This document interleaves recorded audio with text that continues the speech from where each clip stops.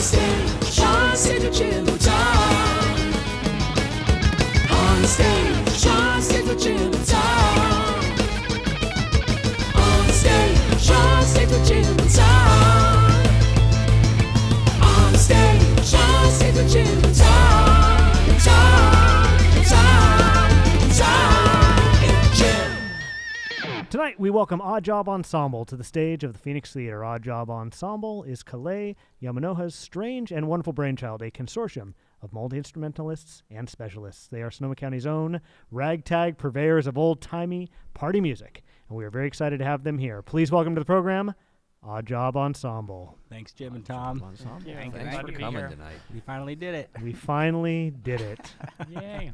Tom Gaffey, you have a lot of thoughts and feelings about the type of music this band plays.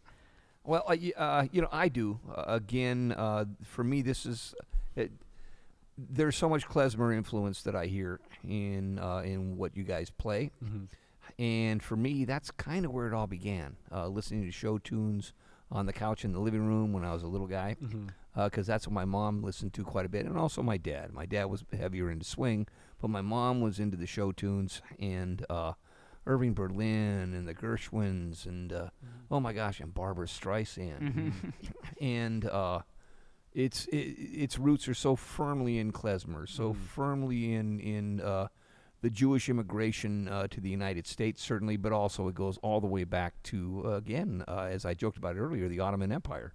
As the Jews were forced to move throughout that empire and moving in towards Europe and into Eastern Europe and then heading farther west, it was that music that moved them. It was that music that called them to prayer.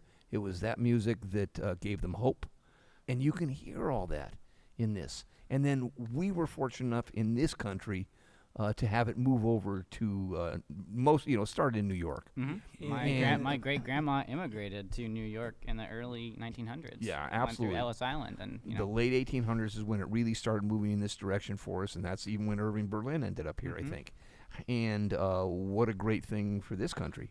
Absolutely. Because we wouldn't have Broadway the way that I remember it and love it so much without some of the greatest musicians that have come through. We wouldn't have God Bless America. We wouldn't have White Christmas.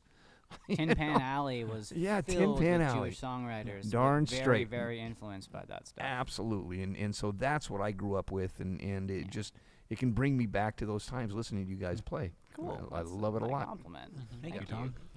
You talked about how this music is all about like people moving to and from. Absolutely. About it takes you to places. You know, I mean, it does. Not only is it like emotionally resonant with you because of your childhood, but also you I don't know. You said something about how you think back to like the movement, how this was like the soundtrack to people's lives. Yeah, and all absolutely. It really was. And you can hear it in not just in the movement in the wagons as they were moving across Europe.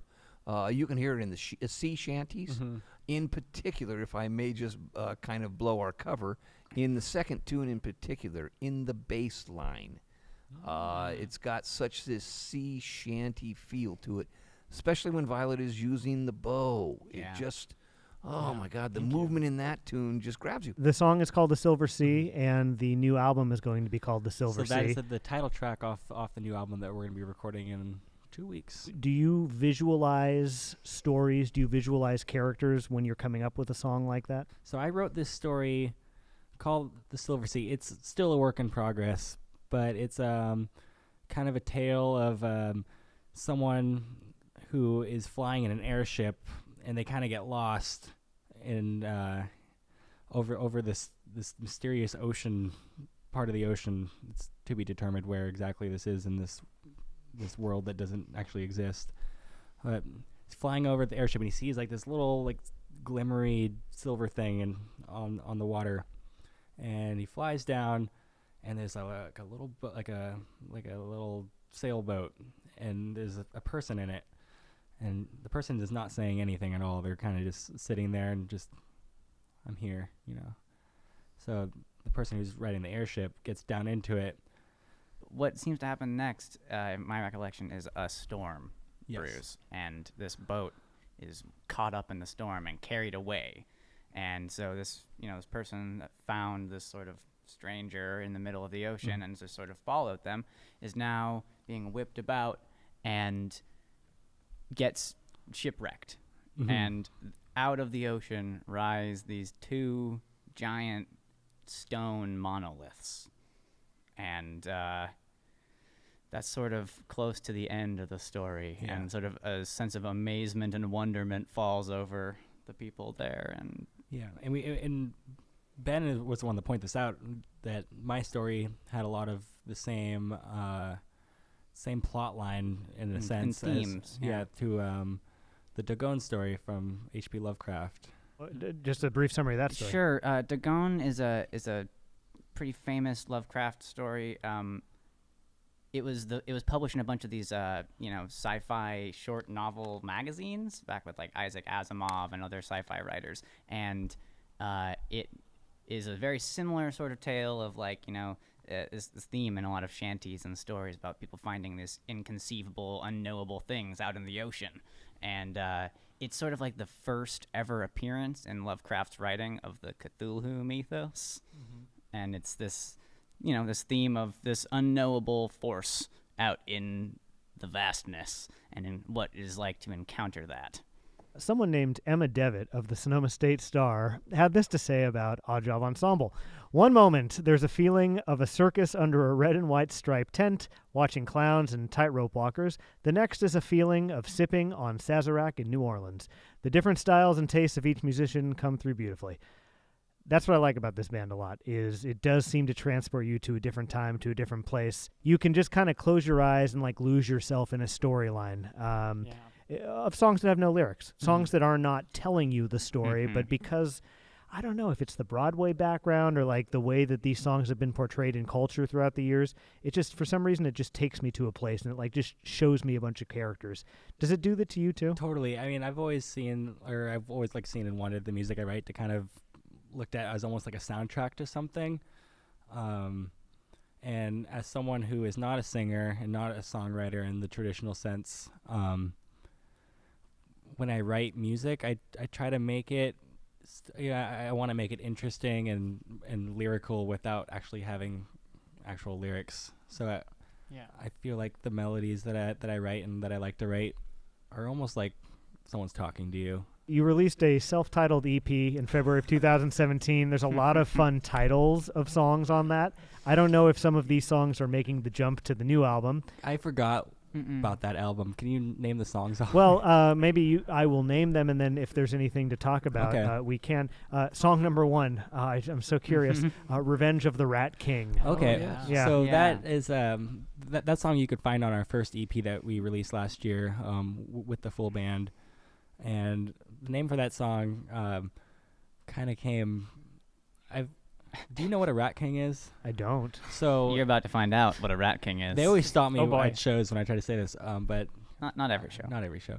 Hey, So- this is an unedited broadcast, know. and this is where the true fans come to find Yeah. the real dirt on Oddjob Ensemble. Oh, it's dirty. Okay, yeah. So in medieval times, especially around the time of the Black Plague, rats would frequently move in packs. I don't think intentionally, but they were held together by their tails, intertwined, being held together with bodily fluids and random street garbage and whatever. And if you saw a rat king, which was a group of rats that were all held together in this disgusting fashion, it was seen as a bad omen, and you were likely to get the Black Plague if you encountered one. Seems right to me. With that song, it always felt like it was kind of like the song. It was like kind of like the song that I was. It's like it's scary almost. It's like It is scary.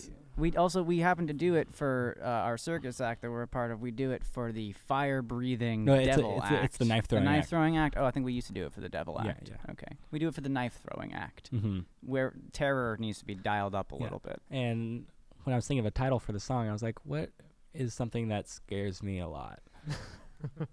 A rat king coming to get revenge for you for whatever reason. And that's good because you were trying to convey an emotion with Yeah. that song, and then you conveyed the emotion, I assume, because the song is finished and recorded. And you're Mhm. like, what would be a good title that would convey in a few words the emotions that I feel when I listen to this song? The Rat King. Yeah. The Vulcan. The Vulcan. Is song number 4 on the self-titled EP, The Vulcan. Also in the circus show, this is the song that we wrote for our friend Molotov, who dresses up in like an old 1920s devil costume and breathes fire and swallows fire. That's the one. God, I love that you perform with the circus that has all these characters, because it's a real life manifestation of like what I visualize when I listen to your music. As someone who is a performer full time but also has like social anxiety, it's really nice to be on a stage but not have everyone looking at you. It's like I'm playing the music, but everyone's watching the person shoving a sword down their face, you know. Are there any other stories or characters or eras that are contained in songs on that album that are worth mentioning? So on this album, there's a song called Templeton's Trip to Trampletown. I like alliterations as well as anagrams. Yeah. And that's a song that I wrote when it's probably like 4 or 5 years ago. I was at my house. It was probably like 3 a.m, and there's just a big knock on my door. I'm like, who the hell is knocking on my door at 3 a.m? And I open the door, and there's no one there. And just on my front porch, there's a cage with a rat on it, or not on it, in it. There's a rat in it, and with a little note on top that said, "Please take care of Templeton. I cannot take care of him anymore." I was like, okay. And at the time, we had a horrifying rat problem. Like, that we were just could not deal with it. So there were already too many rats. Too many rats. Yeah. Yet. I kept Templeton. Well, how could you not with that note? I know. I know. I was like, Well, and this that is my name, I know, responsibility now. Templeton. It's a cute little name. The song then describes Templeton taking an adventure. Yeah. Yes. Templeton, he lived with us for about a year until we moved out of the house, and then I was like living on my truck for a while. I was like, I can't have a pet rat, so I put it in the possession of a good friend of mine who took care of Templeton until the end of days. Templeton became a close friend, I would imagine. Yeah, we Mhm. were pretty close for a while. Came on lots of adventures, and this is like a song that I wrote kind of as the like eulogy, maybe? no, like the soundtrack of like Okay. what, like if I were Templeton and I was like living my life, like how would I go about it? Honoring what he did in life Yeah. rather than, how he went out. Did you play that song tonight? I did. Would you have your accordion nearby? I do. Would you mind playing like a pivotal moment in that song for us right now? Yeah. Just to like really paint a picture as to A Templeton moment. yeah, because this describes, a Templeton moment. Like this is how Templeton lived Templeton's life. Well, also another thing about this song is that it's technically 2 parts. Yeah. We only played the first part. The first part is pretty happy-go-lucky. The rise and fall of Templeton. Yeah, so I'll just play you a little snippet of the first half. Yeah. What would you imagine Templeton's doing right now? Skipping down the road, eating grass. having a good time. Is that what rats eat? They eat cheese. Lettuce, Cheese or cheese, stuff. and- They eat I whatever. think they're known for the Sorry. cheese. So this is like Templeton being like, oh, I have a home again. Like, things are good. Cool. Close your eyes, everyone, and imagine Templeton in happier times.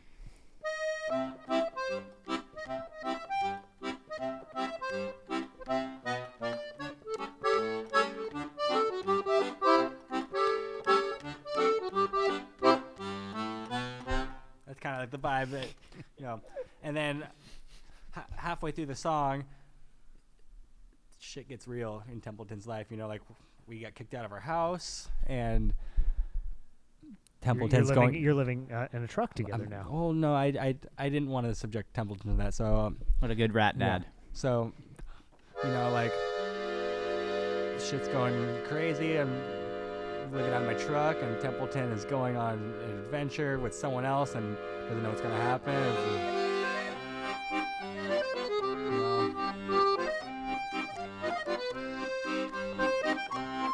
It's kind of happy, Well, in my mind, it's a very and keep going. In my mind, it's a very like Templeton's going down the road because Templeton has no choice.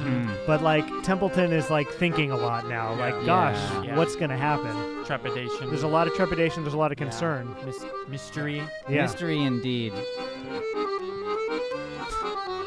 This is the end of his life. It's getting pretty harrowing. Just spiraling, heroin. Is Templeton no longer with us? I have a feeling we're going to get a sense of that at the conclusion.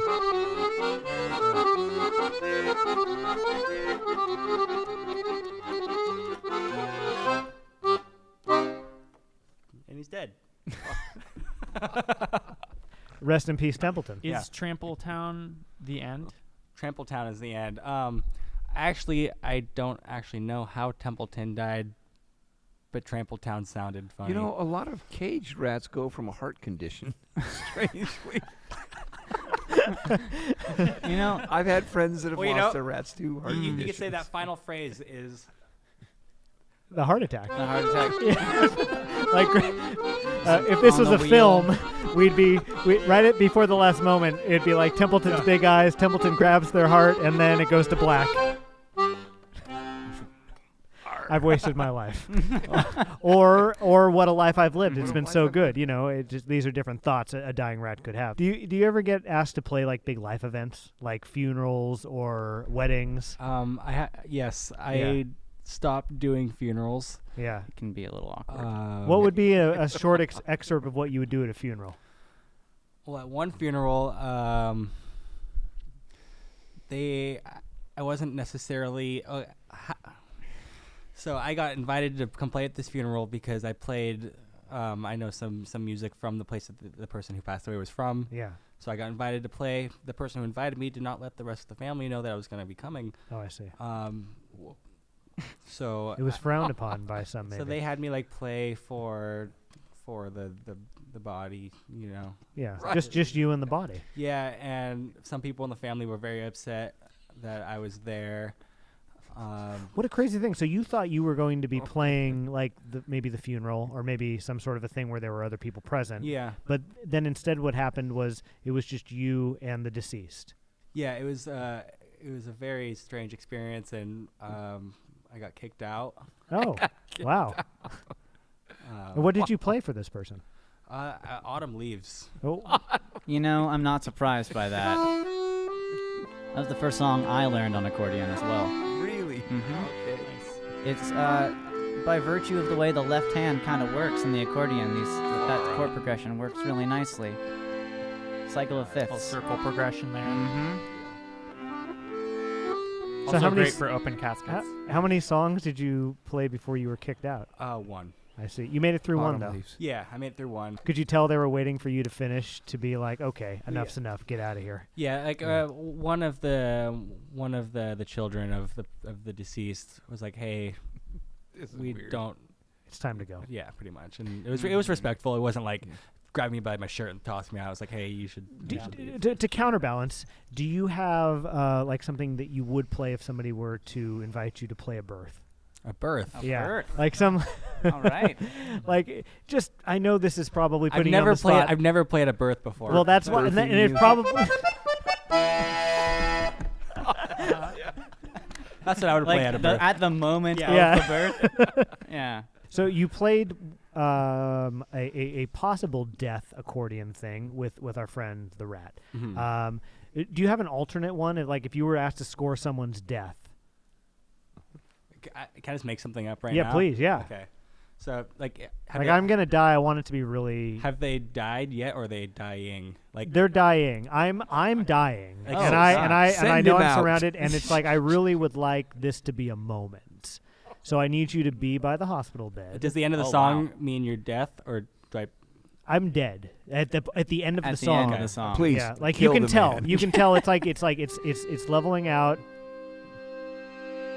I don't think am I dead yet at this No, point? no. Okay. You're hanging on. Yeah, by a yeah, thread. yeah. He's You're like, gonna bore you to death. the doctor comes to you and they say, Kalei, it's time.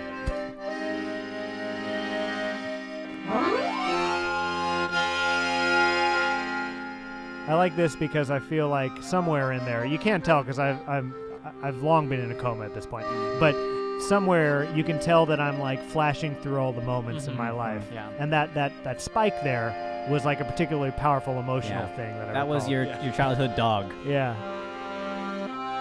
Or maybe this interview. Maybe. How close am I to death? Oh. Wait. Oh. Wow.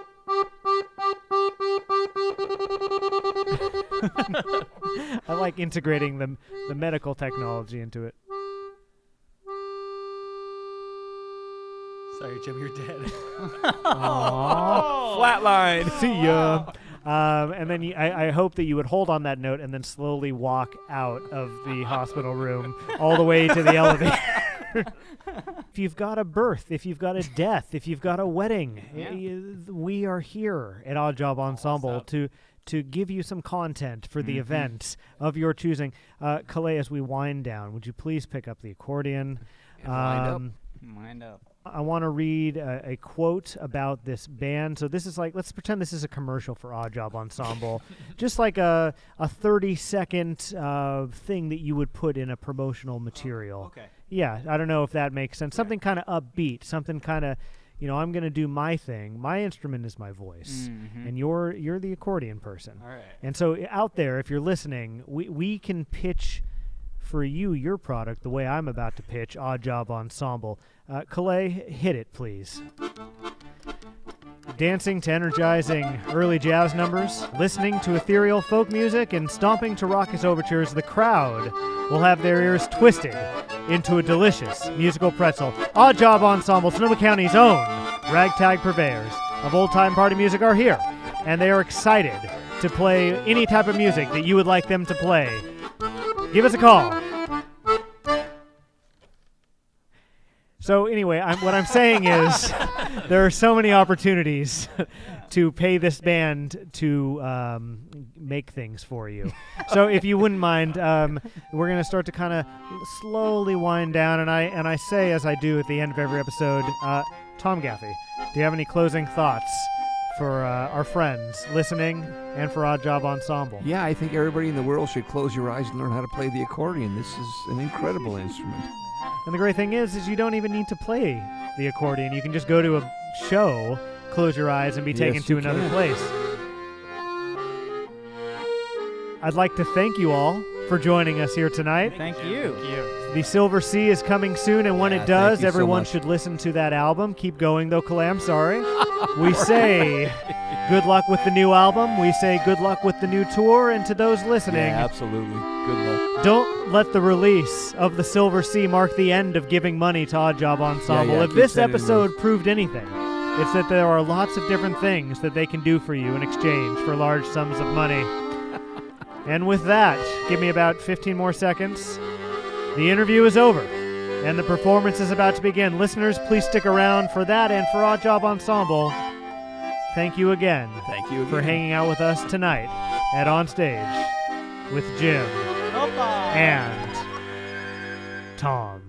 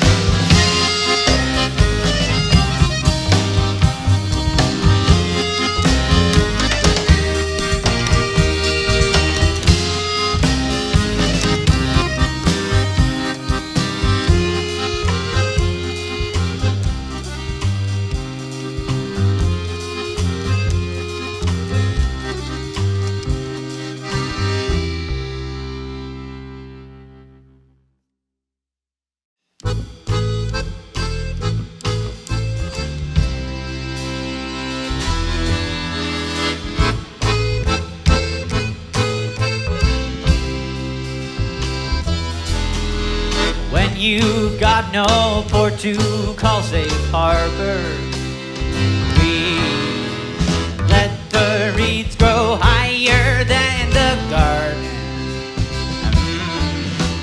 When you've got no port of call, you got nothing but you wager all. The wheel keeps on turning. Another hole in my pocket burning. 100 years of fortune come and gone. The riverboat keeps rolling on and on.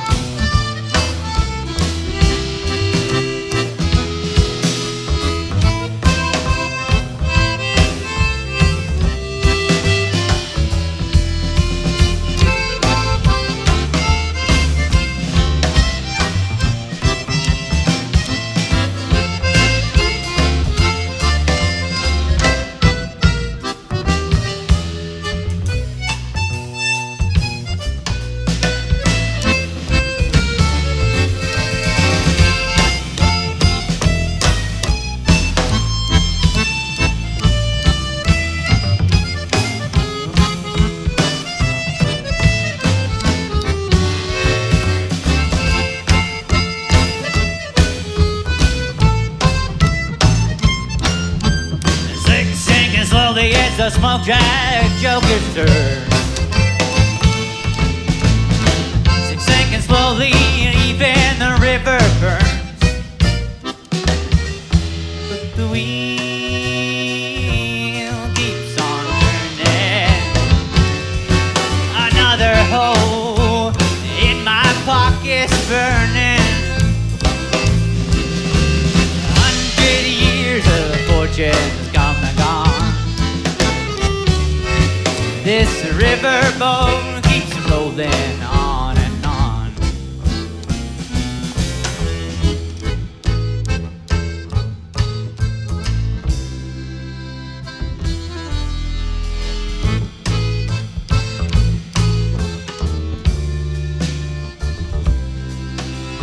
Where the delta drops into the sea, we 10 score gamblers still ain't left our seat. See the dealers dance with the lady luck. Every wallet's got a penny left to pluck. But the wheel keeps on turning. Another hole in my pocket's burning. 100 years of fortune has come